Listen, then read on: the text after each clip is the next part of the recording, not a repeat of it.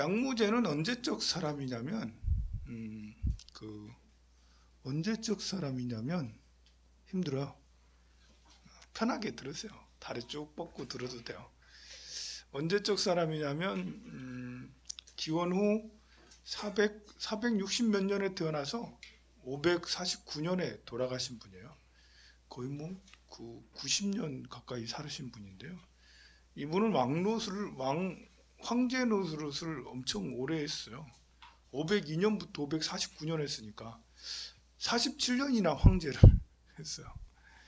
이분은 불법의 귀의를 정말 많이 했는데요. 양무제가 죽고 한 30년 정도 지나면 이제 수나라가 건국이 돼요. 이제 수나라는 이제 우리 고구려랑 또 이제 인연이 있죠.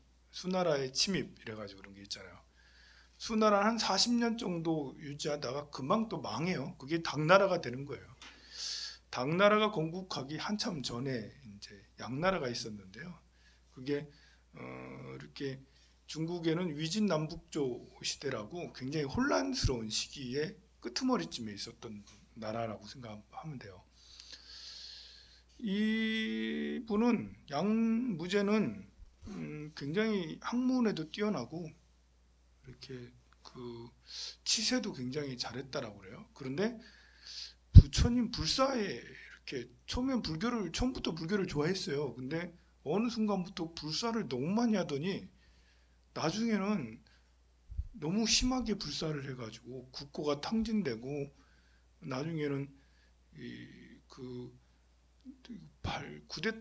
쿠데타가 일어나서 결국에는 거의 굶어 죽다시피 해서 갇혀서 죽게 되는 그런 비운의 또 황제이기도 해요.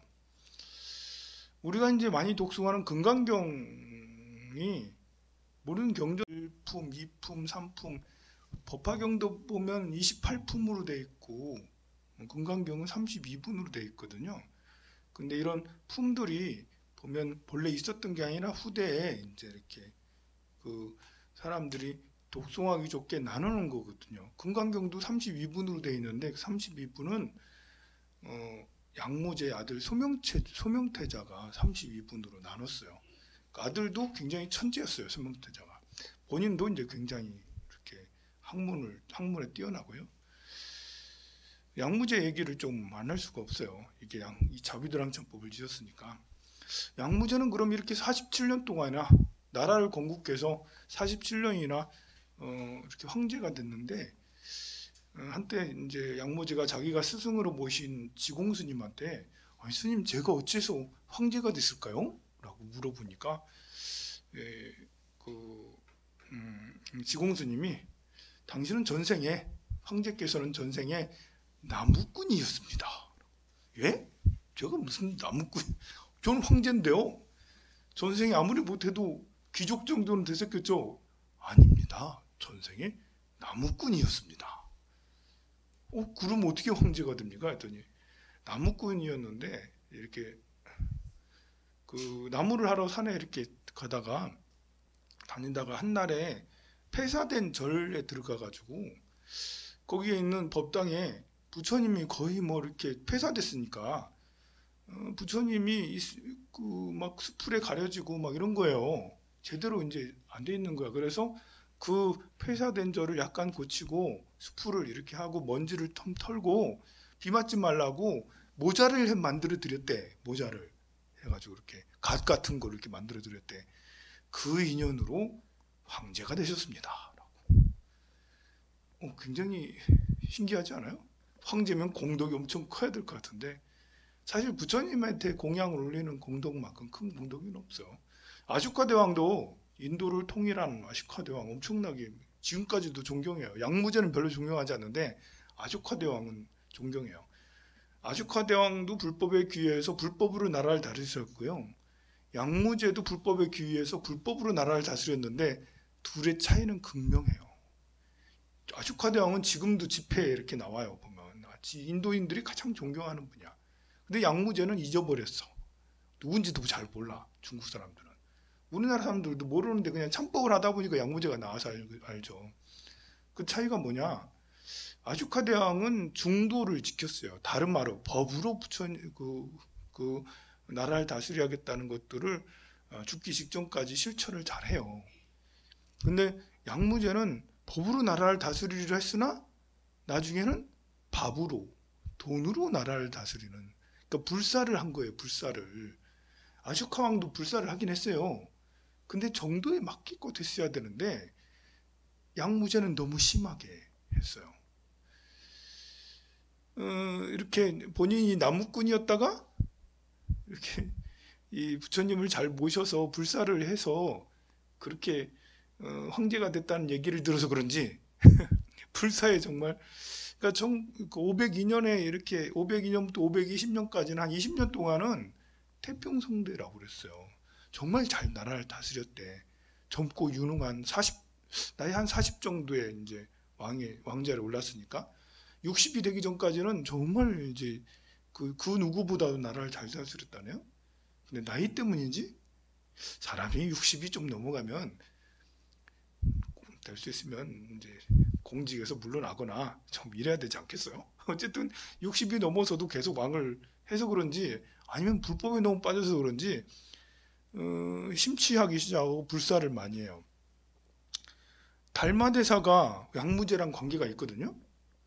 우리 달마대사 유명하죠? 모르는 사람 없죠? 뭘로 유명해요? 달마대사는 뭘로 유명하냐면 물 지나가는 자리가 뭐더라 그게? 수맥 차단으로 유명하잖아. 달마대사. 달마대사 수맥 차단으로 유명하지 않아요? 달마대사 딱 사진을 걸어놓으면 수맥이 차단된대. 진짜일까요? 진짜로 그렇다네? 그러니까 수맥이 어디에 흐르고 안 흐르고 있는데 달마대사 사진을 걸기 전에는 수맥이 잔뜩 흘렀는데 달마대사 딱 사진을 걸어놓으니까 수맥이 딱 차단되더래. 신기하죠? 그런 효과가 있다니까요. 아무리 사진이라도. 달마대사가 그런 도력이 얼마나 세면 그러겠어요. 달마도는 어쨌든 뭐 수맥 차단으로 유명해서 지금도 달마대사를 한 분씩 찾아요. 스님 달마도 갖고 계시나요? 없는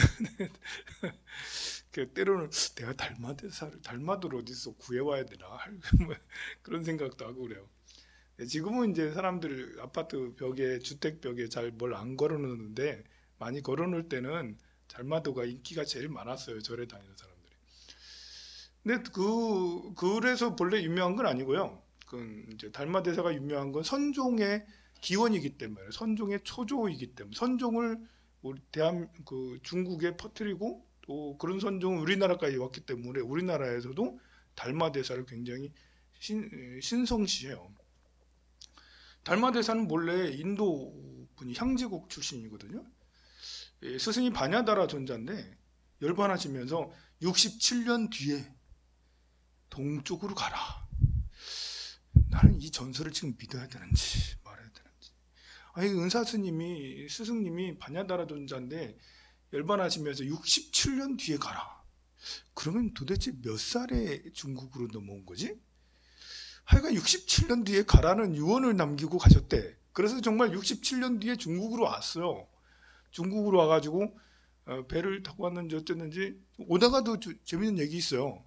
오다가 한 마을을 지나는데 그 마을의 사람들이 전부 다 짐을 싸고 떠나더래. 왜 떠나냐 했더니 이 나라 마을에 지금 냄새가 너무 지독한 냄새 때문에 살 수가 없어요. 왜 그러니? 모르겠습니다. 지금 냄새가 지독해요. 그래서 이제 달마대사가 본래 스님들은 이제 해야 될 일이 중생구제잖아요. 민초들이 아파하니까 이사 간다는 건 땅도 버리고 가잖아. 그래서 뭐지? 해서 이제 가만히 관을 하니까 냄새 나잖아요. 이 냄새가 어디로부터 오나 했더니 저 멀리 거기서부터 좀 떨어진 곳에서 괴물이 죽은 거예요. 어떤 한 괴 생명체가 죽었어. 큰 괴 생명체가 죽어서 그 송장 냄새 때문에 그 일대가 이제 그 냄새에 진동한 거예요. 야, 저거 엄청나게 무거운데 저거를 태울 수도 없고 뭐 이렇게 그냥 두자니 묻을 수도 없고 태울 수도 없고 큰일이네.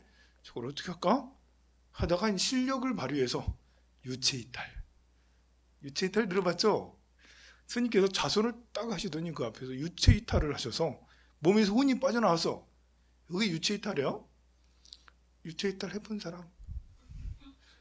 간혹가다 그냥 저절로 하는 사람 있어요. 보면 전생부터 인연이 있어 그런지 이렇게 유체이탈하면 이제 이렇게 몸은 여기 있는데 여행을 떠날 수도 있어요. 여기 달나라 갈 수도 있고요. 뭐 미국에 갔다 올 수도 있고 유럽에 갔다 올 수도 있고 어쨌든 이 스님께서는 도력이 높으시니까 유체이탈이 가능했어.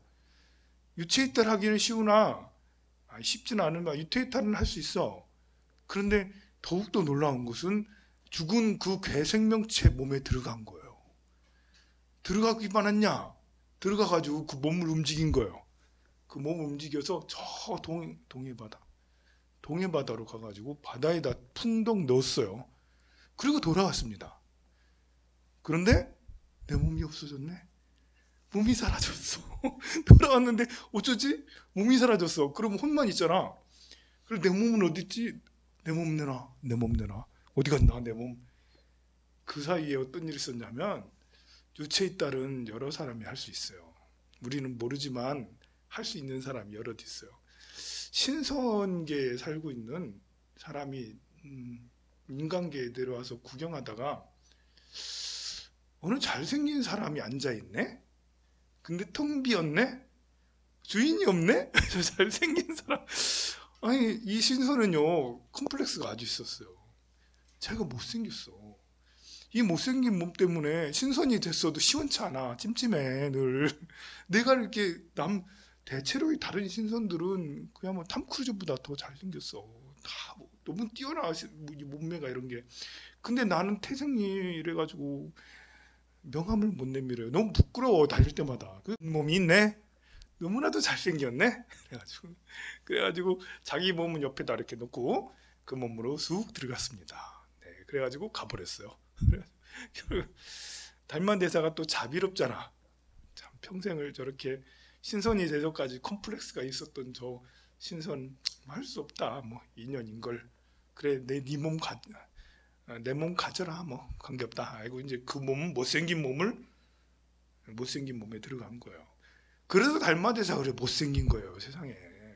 달마도를 그리려면 못생기게 그려야 돼요. 달마도인데 잘생겼다. 이거는 진품이 아니에요. 이거는 잘 모르는 거예요. 달마도를 그리는데 반드시 이래야 된다라는 게 못생긴 거예요. 약간 험하게 생기게 하는. 그거 또 하나 있어요. 이 달마도는 이 달마도야 라고 할 때 두 번째로 꼭 봐야 될 게 눈썹이 있냐 없냐거든요. 달마대사는 눈썹이 없어요. 그래서 달마도 보면 눈이 동그래. 아니 그냥 눈이 생김새 자체가 동그란 게 본래 그런 게 아니에요. 이 신선도 그 정도까지는 아니었어. 아무리 신선 못생겼다 해도 그 정도는 아니었는데 달마대사가 스스로 눈꺼풀을 떼버려요. 왜 뗐냐면 소림굴에서요. 이 양무제 만나고 나서 소림굴 가거든요. 소림굴이 진짜 있어요. 소림사에 가면. 소림사 진짜 있습니다. 소림사가 그냥 영화에만 나오는 게 아니에요. 실제로 가면 소림사가 있고요. 거기 한때 정말 스님들이 무술을 하긴 했어요. 근데 무술 하기 위해서 있는 절은 아니고요. 본래 선종의 큰 사찰이에요. 수행 사찰이에요. 수행 사찰. 수행하는 사찰을 내 스님들이 좀 몸이 찌뿌둥하니까 팔 뻗고 다리 뻗고 팔 들어보고 다리 들어보고 하다 보니까 이제 그런 무공의 비급들이 나오고 그렇게 백팔라 한진을 펼쳐라 뭐 이런 것이 나오고 그래서 그런 것이지. 그리고 거기 소림사의 종조라고 할 수 있는 소림사의 그 위에 올라가 가지고 보면 이제 소림굴이라고 있어요. 거기에서 9년 동안 면벽을 해요. 스님들에게 가장 이제 이렇게 그 수행에 방해되는 게 뭔지 알아요? 뭐겠어요? 여자지 뭐 여자.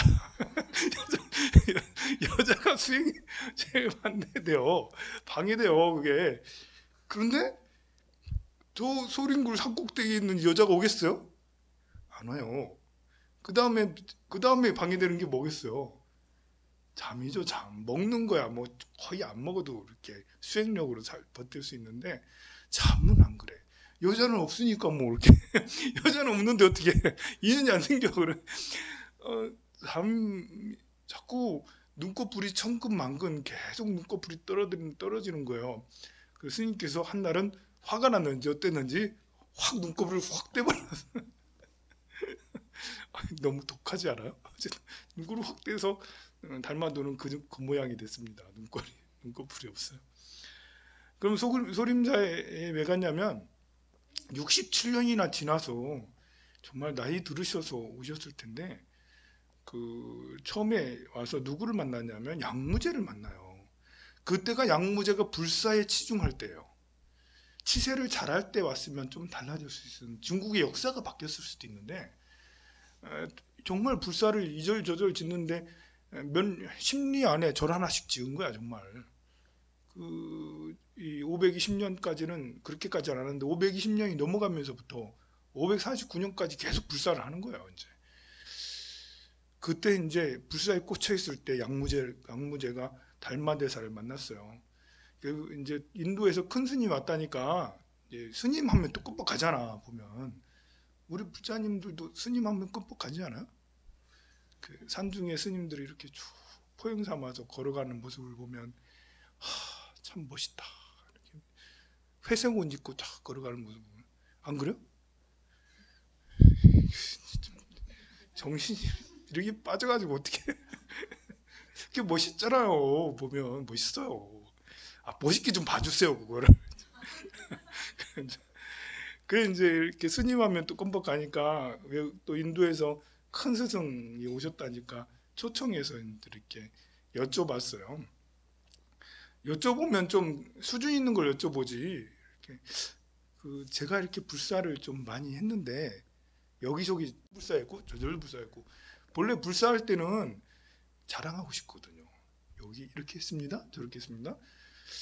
그리고는 이제 대사께 제가 이렇게 했는데 공덕이 좀 있는 것 같습니까, 스님? 웃으면서 했겠지. 그랬더니 달마대사는 너무 이렇게 뭐라고 해야 되나 너무 냉정하게 없다라고 너무 직설을 바로 하신 거예요. 이제 분위기가 본래 그런 분위기가 아닌데 그럴 때는 아니 네 황제님 많이 하셨네요 이렇게 해줘도 될 텐데 이 선종이 약간 그렇습니다. 선종이 이렇게 직언을 하지 간언을 하지 않아요. 상황에 따라서 이렇게 뭘 하지 않아요. 한국 불교 스님 보면 알아. 우리 스님들 보면 대체로 직언하고 무뚝뚝하고 막 이러시잖아요. 이게 달마대사한테 다 받아서 그런 거 없습니다. 그러니까 안색이 확 변하면서 뭐요? 없다고요? 그러면 당신은 누구십니까? 이것부터 이제 진짜 정중한 거야. 이때 제대로 잘 말씀하셨으면 좋았을 텐데 달마대사가 너무 성의 없이 말씀하십니다. 당신은 누구십니까? 모른다. 불식. 나도 모른다. 달마대사는 성의 없게 말씀하시지는 않았을 텐데 묻는 입장에서는 싸가지가 없죠. 내가 황제인데 그래도 공덕이 없다는 것도 뭐 이렇게 그 다음 질문에 답하는 거에 따라서 들어줄 수 있는데 그 다음 질문이 모른다라고 이제 굉장히 무시받았다는 느낌을 받았을 수도 있겠죠. 그래서 상대 안 하고 그냥 나와버립니다. 이제 결국 달마대사는 나름 소신 발언을 했는데 이렇게 황제가 외면하니까 양나라에 더 이상 있을 수가 없었어요. 그래서 이제 양나라를 떠나서 양나라가 이제 양나라 이남 지역이 양자강 이남 지역이거든요. 저 위로 올라가서 소림사로 이제 가게 돼요. 달마대사가. 이렇게 양무제는 이렇게 위대한 선제식인 달마대사를 놓친 건 너무나 아까운 일이죠. 그 이후로 정신을 차리지 못하고요. 계속 불사를 합니다. 심지어는 사신 공양을 하게 돼요. 몸을 버리는 공양을 4번이나 몸을 버려요. 본래 이제 공양 중에 제일 극악이라는 건 그렇고 제일 극단적인 공양 중에 하나가 소신 공양이거든요. 그 해국 스님이랑 큰 스님이 있는데요. 그 큰 스님께서는 손가락이 없으세요. 손가락 엄지하고 새끼밖에 없으세요. 3개가 없으세요. 무슨 공사하다가 다친 게 아니에요. 그걸 법당에서 불에 태웠어요. 불에 소신공양 이렇게 연비해서 손가락을 다 태웠어요. 해국 큰 스님만 그런 게 아니라 해국 큰 스님의 은사점이 일타 스님이거든요. 일타 스님께서 그렇게 하셨어요. 수행하시다가 부처님한테 정말 공양을 올리고 싶어. 그런데 어디서 소신공양이란 말을 들은 거야. 아, 내가 일생을 살면서 부처님한테 내 몸을 한번 태워서 공양 올려야지. 법화경에 그 말이 있거든요. 그래가지고 정말 일타 스님께서 소신공양을 하셨어요. 그리고는 그것을 제자인 해국 스님도 소신공양을 하셨어요. 이거 정말 좀 약간 충격이지 않아요? 몸을 태우는 게 경전에 있습니다. 그런데 이제 그런 식으로 이제 소신공양 말고 사신공양이 있어요. 몸을 공양해요. 어떤 식이었냐면 양무제가 527년이 넘어가면서부터, 그러니까 60대가 넘어가면서부터, 아니지, 한 70이 다 되면서부터 60대 중반 정도 되겠네요. 불사를 더 많이 하게 되는데, 불교에 더 심취하게 되는데요. 절에 가서 그냥 살아요. 행자가 된다고. 난 절에도 가서 노비할래. 절에 가서 그냥 마당스를 해. 출가를 해버려요. 출가하면 행자 생활부터 하잖아. 진짜 황제가 행자 생활을 하는 거예요. 그럼 이제 신하들은 어쩌겠어요? 그 넓은 땅, 양무제, 양나라 땅이 굉장히 넓었어요. 통일된 나라는 아니지만 그래도 우리나라 한 30배 정도는 됐어요. 한 20배 정도는 됐겠네요. 남한의 한 20배 정도는 됐어요. 굉장히 큰 나라잖아요. 휴가를 해버렸으니, 그래가지고 신하들이 어떻게 했냐면요, 돈을 모았어요. 돈을 모아서 우리 황제 구출해야 된다. 우리 황제의 1만 전을, 1억 전 얼마인지는 모르겠지만 엄청나게 많은 돈을 동태사라는 절에, 출가한 그 절에 갖다 바쳐요.